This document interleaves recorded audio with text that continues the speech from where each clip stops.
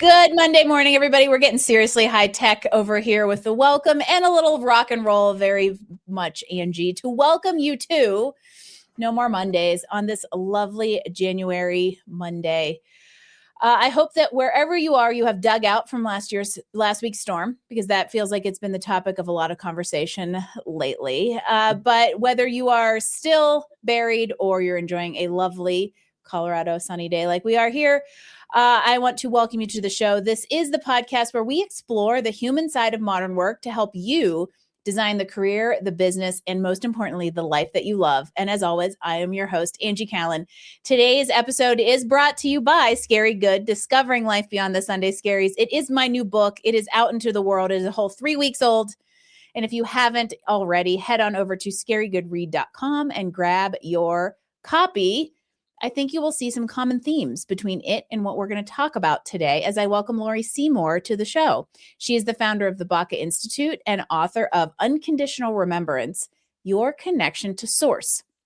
Laurie's work is all about clarity of connection and how tuning into ourselves can often help us lead more powerfully, make more aligned decisions, and build stronger relationships externally and with others. Quite literally, Laurie's focus is all about making sure that you remember that humans still matter, and that starts with yourself. And you know that is a platform with which I will happily stand on. And so what we're going to dig into today is what it means to actually feel connected to yourself and to others in a world that feels like it is pulling us apart more and more by the minute. So without further ado, Laurie, welcome to No More Mondays. Well, thank you, Angie. It's delightful to be here with you on a Monday. Thank you. And, I feel like we will not get into any sort of politics around this, but I think time and place and things that have been going on over the last several weeks or year in society make this conversation very, very timely and important because, we live in this world of constant input. Noise from social media, work demands, family demands, distraction, the list goes on, which is why I think it can feel harder and harder for us to really tune in or even hear our own voice in the middle of it all. And this is really where your work centers. And so I want you to talk to us a little bit about this idea that clarity really starts from within. So fill us all in on what we need to know. Wow. We start from a big lens there, don't we? Yes, that was a very loaded tell me about it, Laurie. Really. And really, I could say so succinctly, if we're not feeling comfortable with ourselves, if we're not connected with ourselves, if we're not aware of the fact that we are connected with everything in the whole universe, then we're not going to feel so good. We're not going to feel good about ourselves. We're not going to have clarity.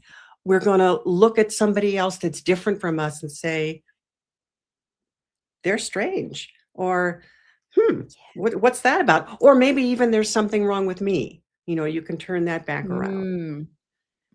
You cannot be an effective leader, whether that's leading your own company or leading your family or leading yourself, without the clarity that comes from a feeling of inner connection, inner support from your own, I could say from your own soul. I don't want to kind of get so much into that, but really from that part of yourselves that is connected, that does know. I was talking earlier today about the fact that most people do know when you ask them, don't you have a sense that there's something that's, maybe bigger than you, or something there's more to life than you might have thought about before? Most people will answer yes. Now, whether they can go further than just the yes and know why is kind of this conversation we're having. And I love that you already primed the pump for the idea of leading, whether it's at home, a business, a team, better when you have this kind of interconnection. But before we go there, I want to talk about the fact that what you said is when there's an absence of that connection, or whatever you want to call it, the knowing is something that I've referred to it is in my book. There are 4 instances of italicized bullet knowing, and that is what we're talking, or italicized bolded knowing. And that's kind of what we're talking about. Intuition, the why, the purpose, kind of whatever phrase you want to throw at it. There's this idea of rooting, because without it, I just have this vision of us floating out in space, untethered to absolutely nothing of any like meaning. Right, right. People look for a sense of meaning, of purpose. Like, what is my purpose? I can't tell you how often people will come knocking on my door, literally or figuratively, and say, I want to know more about my purpose. But what does that mean? It means something that makes you want to get up in the morning. Mm. It gives you the sense of this idea that I have that I want to create. It has meaning. It has value, and it has value beyond just simply, earning an income. Yes. Mm. I think that a lot of people, when you ask that question of like, why do you want to do this? Mhm, Will give you what is really a surface, but they may think a meaningful answer of like, I want to make more money. But mhm. that is really an output, not the core of like purposeful work. Right. Right, The right. Pablo Picasso has a quote that's in my book, so I better not butcher it. But it's like the meaning of life is to find your purpose, and then the purpose of life is to give that away, Mhm, right? And so mhm. that idea that like if you can impact other lives through your value and work, you will find meaning, but that has to start from inside. Yes. Yes, it has to have meaning for you. In other words, I can't just say, "I wanna help people." Now, I'm Very saying common that statement. a very common statement. I used to be a psychotherapist, so let's put that in that full context. And yet, I always knew that it was because I was so bloody curious about myself. I always did have a sensing that there was more, and I always did have a sensing that there was something missing. And that Mm. maybe everybody else knew it, but I didn't, and so, by golly, I was gonna do what all the research I could in whatever way that meant to find out what that was. Well, and I love that like that originally or at one stage manifested Mhm. itself in studying others in Yeah, order to probably absolutely. mirror that back and be curious about Yeah. yourself, which now brings us back to the thing you mentioned about like leading. Mhm. Talk to me a little bit more about if in your experience, how you see this kind of, let's say, inner rooting being so critical Mhm. to our ability to lead and perform, whether it's in business or at home, right? So Okay. let's make this like Sure. practical and applicable for somebody out there who's driving in the car and is not ready to have the existential conversation with themselves about what their purpose is and what they're going to do if they start floating out in space with no suit.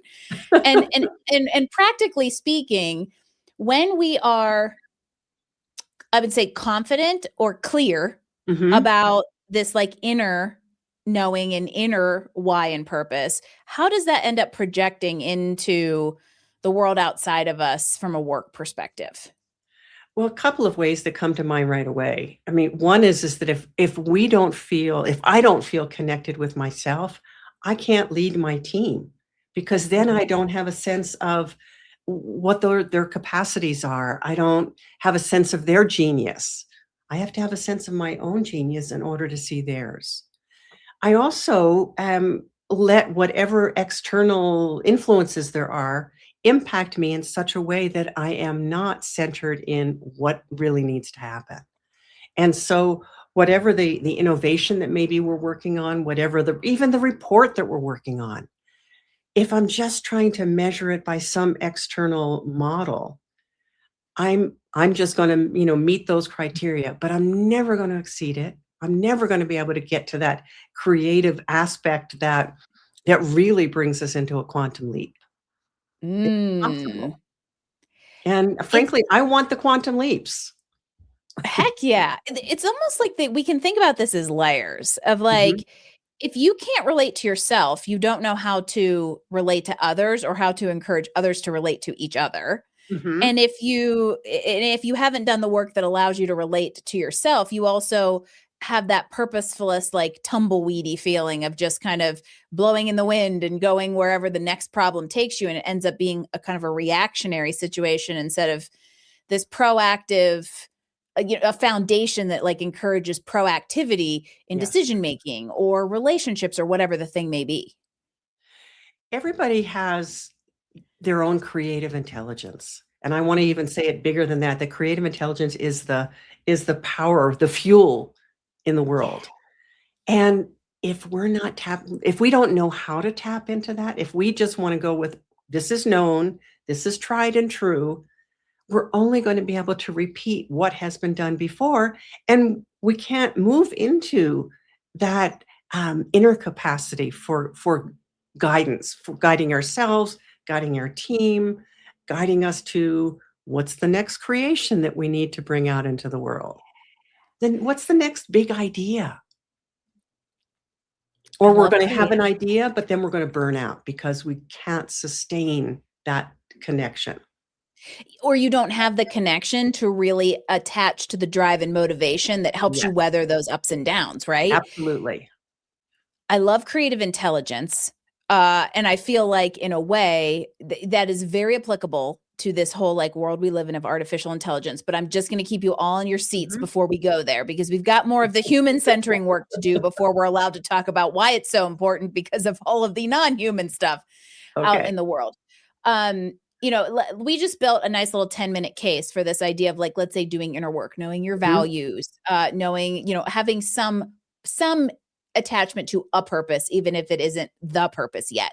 But I'm curious for everybody out there, person who's driving and wasn't ready to have the existential conversation with themselves and now realizes they are having the existential conversation with themselves. What are some signs that we need to tune into that may suggest we're like either disconnected or unconnected to what matters? And can I just stretch that a little bit to that we're also not connected to what's possible, to our own potential. Yeah. Okay. So with that kind of I like that one the most. Thanks for adding that. I have a friend who, this goes back a number of years, and he was in that place in his life where he had a great job, great creations, but it was not really great for him. He got rear-ended 3 times before he finally woke up, meaning asked the questions of himself, like, what's going on? What do I need to pay attention to? And that was dramatic. Most of us don't get that. Sometimes I've had it where I've fallen and it's like, wait, I didn't just trip over my feet. So what's going on here? So we can have those big situations, you know, bigger. It can be even, you know, your spouse saying, I want out of here, or you get fired, or, you know, those external sources, or you become ill. Often people experience illness as an inner call. And, you know, I even if people aren't willing to take the existential leap, they may have heard about Joseph Campbell and the search for self and the hero's journey. And really what that's referencing is we feel something, like something starting to rock our boat from inside. Yep. We're so good at turning the page, ignoring, setting it aside, forgetting it, getting on with it, whatever the it is. I have too much to do to think about what matters to me. I have too much to do to pay attention to this little voice that's trying to get my attention from inside. Yeah. But if you start giving that some attention, it doesn't have to mean you go off on a 6-month retreat. It might, but it doesn't have to. It can be a few minutes a day, just jotting some awarenesses down, paying attention, noticing how your body feels, and noticing how your body is drawn to certain things and maybe not at all drawn to others. Those are clues. And if we start paying attention to those clues, we get more of them. And I can talk about the science of that, but I don't know if we want to get into that either. I feel like I want to go there, but maybe in the because here's why, Laurie. But I'll leave it at this, and then we'll go on and leave everyone in with wanting more, because then we'll just do a follow-up. I have for a long time said, pay attention to common themes, because there's no such thing as coincidence, right? And that's exactly what you're talking about is clues. And so if you keep hearing somebody talk about the same thing, you get rear-ended 3 times, instead of why do people keep rear-ending me?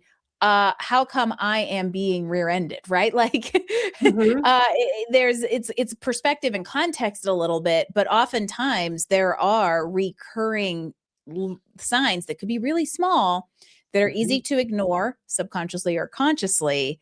And if you can tune into them, that's a really good small way to start figuring out how to reconnect. It is. It is because what you're essentially what you're telling yourself, your own system is, I'm willing to pay attention. Tell me more. Show me more. Yes. And Yes. it's a funny kind of thing. We think that listening is not important or it's not valued. And yet that is really the zone of genius, entering the Mhm. zone of genius, that entering into what our potential is. We can't touch a possibility if we're only going to do what we already know. Oh, can you say that again? We can't touch a possibility unless we're willing to go beyond what we already know. That's a mic drop moment, y'all. And here's what I'm gonna say to anybody out there listening. If all anyone ever did was what they knew how to do, no one would ever get a promotion, change careers, start a business. We wouldn't have AI. We probably wouldn't even have the wheel. Okay. Right. And this is, I get really fired up about the fact that like we really squander our potential and Mhm, accept mhm. mediocrity. And you said something earlier I want to go back to, which is the body, right? How much does the body know and how much do we ignore what the body knows in this very heady decision-making society we live in? Absolutely, and I don't know how to quantify that, but I'd Yeah. say the majority of what's possible comes through the senses that our body has about things. And Yes. it's not we can't really separate the head and the body, they are really all We're not connected. chickens. Yeah, but the truth is that our schooling is designed to focus on what do you think? Does this make sense? The linear step A plus B plus C equals this. Well, again, back to the quantum leaps, we can't have a quantum leap, which is really, in a physics sense, it is where the particles go and they go their own route. We can't track them, but Mhm. yet we can see, wait a minute, how the heck did it get all the way over there? But Yeah. it does. And that is actually far more relevant to how our internal system works and than anything else. It isn't, we can't get to it logically. And Mm. God, I was so big on logic. I was so big on Mm. figuring things out. And there's a part of me that still likes to do that. But I also know that when I'm just there, I have nothing else that really supports. I get tired, I get burned out, I Mhm. get depleted. Yeah. So if you're feeling depleted, it's like, get curious about that. That's what I would Mm. say. You know, Laura, you were a solutions engineer at one point in your career, right? I Yeah. was. My claim, I'm a former Working engineer who working loves with people. Google and Yeah. Intel and the military, and those were the people that I was working with without any training as an engineer. Gotta love it.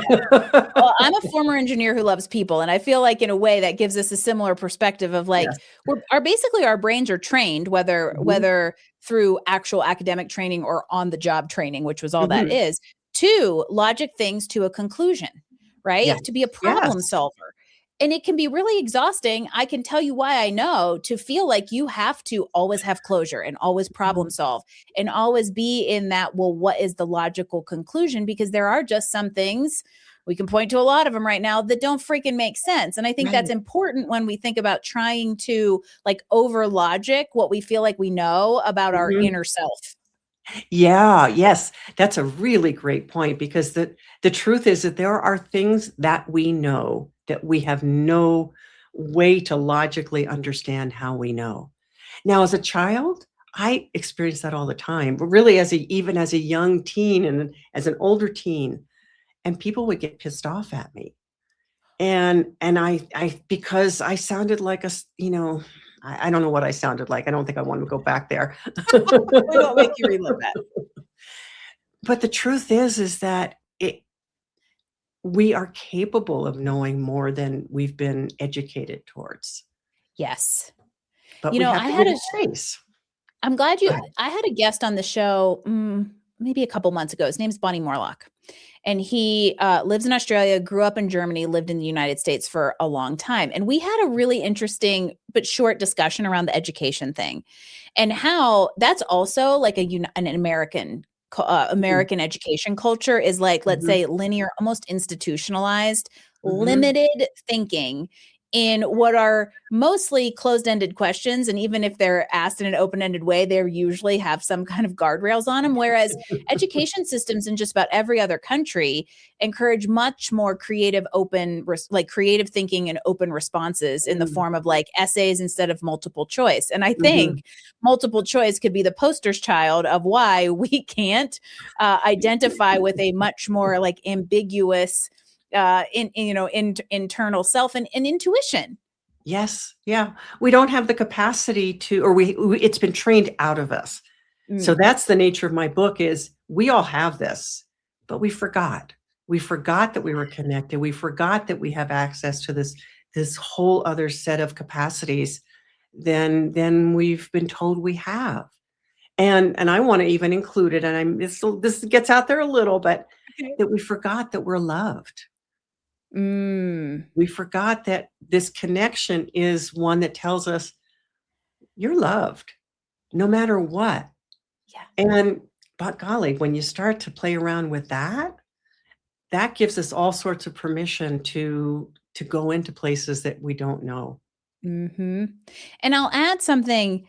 You can take away whatever you want from this conversation from a spiritual and faith-based perspective. I choose to believe that there is someone upstairs because I think that otherwise our capacity feels way smaller than it should if we're not if Mhm, we don't, if we aren't connected to something that's so much bigger than what we could fathom, right? That's part of mhm, this connection. But the love piece, even if you don't have that connection to an external or a philosophical we are loved, you can mhm, find it inside, right? And I mhm, think self-love is something that has definitely been challenged with comparison syndrome and imposter syndrome mm, and social media and just we're so hard on ourselves and our inability to give ourselves grace that mhm. ultimately like I said at the beginning, humans still matter and it starts with yourself. You have to know you matter to yourself, which means you have to like understand and know how to love yourself before you can extend that love truly and authentically to others, whether it's a Mhm. romantic relationship, a team relationship, a leader relationship, or whatever it is. Yes. Oh, that's so beautiful, Angie. You just said it all. I think we're done. Okay, fine. Yay, I got the second mic drop. I feel like, here's what's really funny. That is about as far up the woo meter as I go, and it's pretty much at the top of the woo meter, just trying to bring it down to this real grounding that I think it is so important to love yourself, know you are a capable, amazing potential human who gets to decide how they Mhm, want to live life and what they want to give to the world. And that's ultimately, I think, what ties back to this idea of connecting with yourself almost before. And so you can connect mhm, to mhm. everyone outside, no matter the relationship. If we look at I'm gonna touch into that science piece, that everything is energy, everything, and we already know that that's been established, then there's not really anything that separates you from me. Now, there's our personality Mm. through which we get to express our own unique style and verve and, creativity. But that essence piece, it's like we're all floating around in the same soup, including whatever big, perspective or vision or source that you want to, give to that overriding or overarching bigness.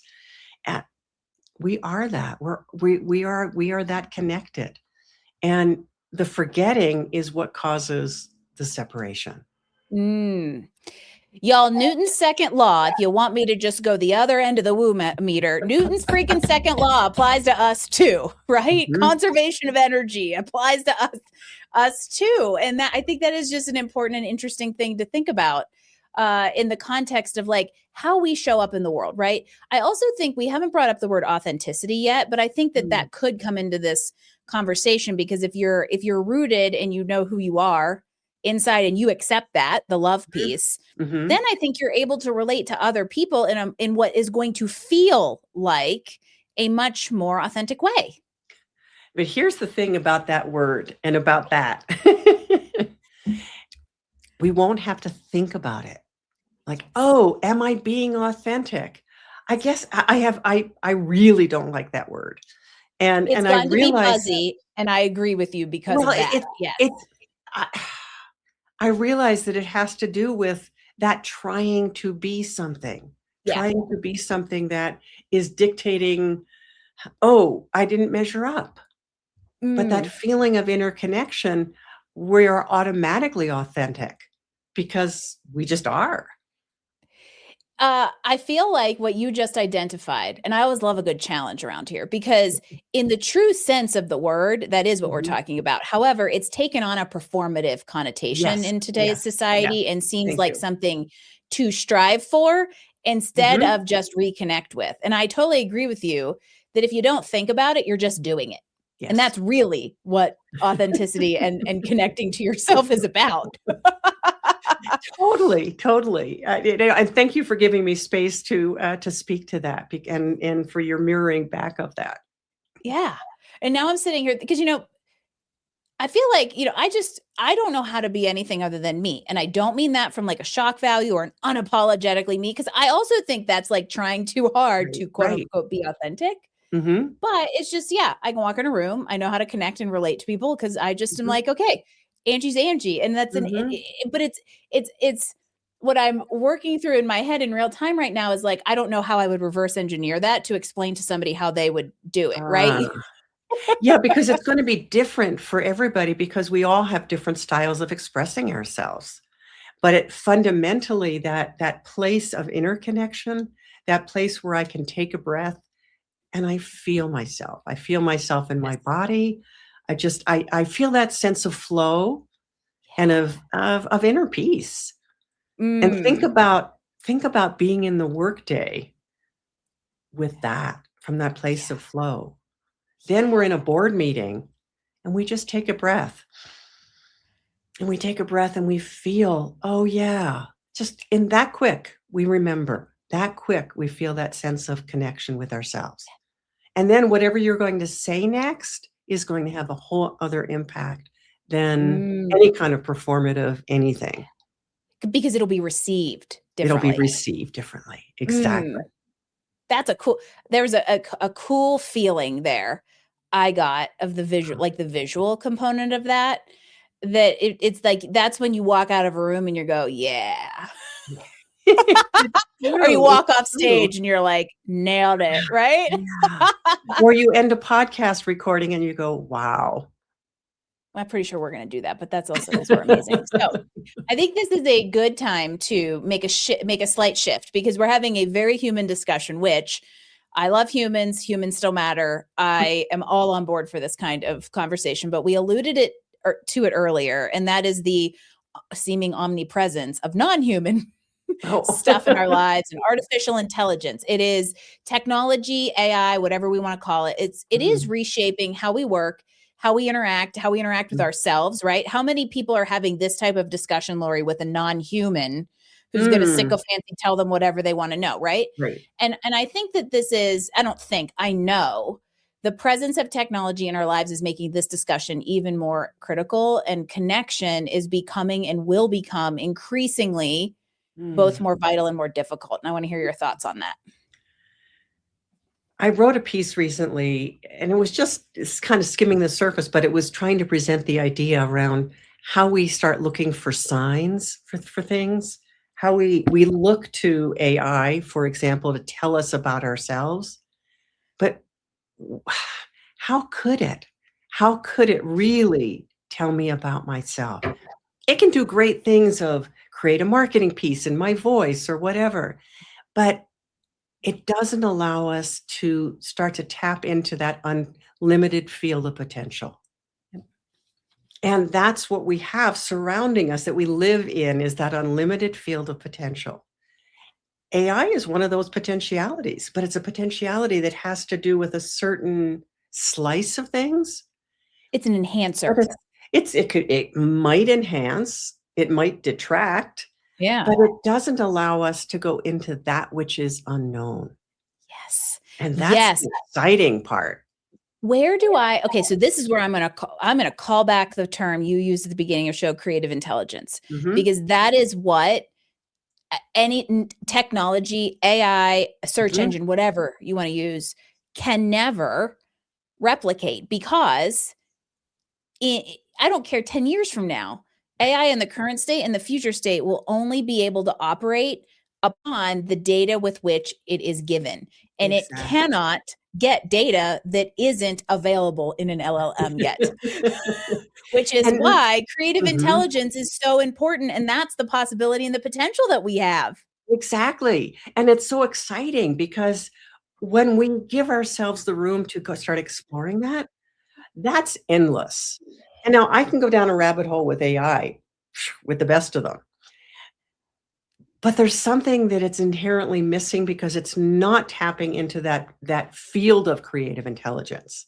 And it 'cause it's Mhm. our creative intelligence is it's us and it's more than us. And by that, which what I mean is we are when we really want to bring through something new, we're tapping into that creative intelligence that is source, that is that unlimited field of potential.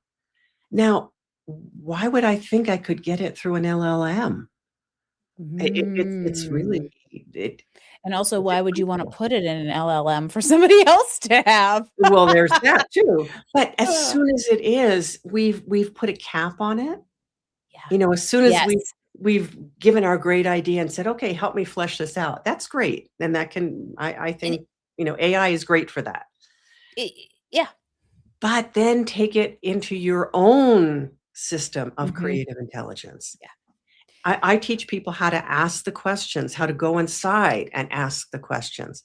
They can be as detailed as you wanna make them, and then learn how to bring that through, learn how to tap into that level of your own creative Yes. expression. Yes, because where I'll tie this all together is if you know and you're connected to yourself, you love and appreciate that self, and you have purpose, you will be able to create things well beyond what any sort of AI system will support you in thinking. Now, that said, it doesn't mean that at times it's not a good thought partner and can take an idea and Mhm. help you add layers to it you may not have thought of, but ultimately it creates a boundary around something that is otherwise unbounded, and that is our human potential and our creative intelligence. Yes, yes, yes.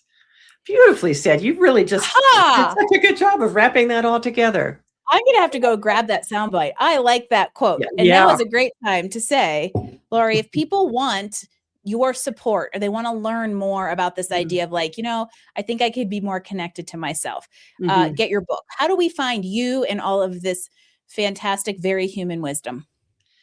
Well, the Baca Institute, which people see on the screen, and that's BACA if you're listening. That's a place that houses all kinds of things. It houses the quantum connection archetype quiz that you can get a sensing of what your own archetype is, your connection with the universe. Lots and lots of writing, ways to access the book, and also things like Tereya Meditation live online, which it meets twice a week and is a wonderful place to really get the inner listening nailed down. Mm. That's something we did not explicitly talk about here, but I think we can for a quick second. Whether you're going to go to Laurie's meditation or just find a quiet place where there is no phone and there is no notification and there is nothing but just you and your brain, Mhm. that is like the ultimate place to start this exploration because we don't give ourselves that disconnected alone time much. We don't like to be with our thoughts, so therefore we avoid it at all costs. And that's Right. exactly where you need to start. It's a great place to start. And if anybody's in Australia, I'm gonna be coming to Australia in May to do all kinds of different events and books, book readings and book events and, a salon of life, which is a small group gathering and all kinds of different things.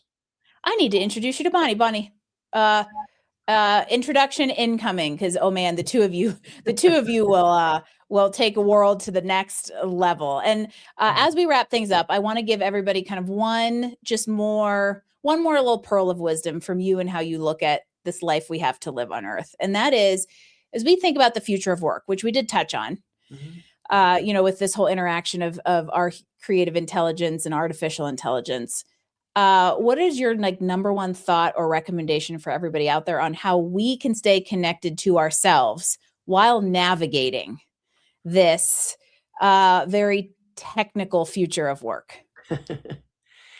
We have to stay connected with ourselves in order to navigate. How do you know which direction to go in?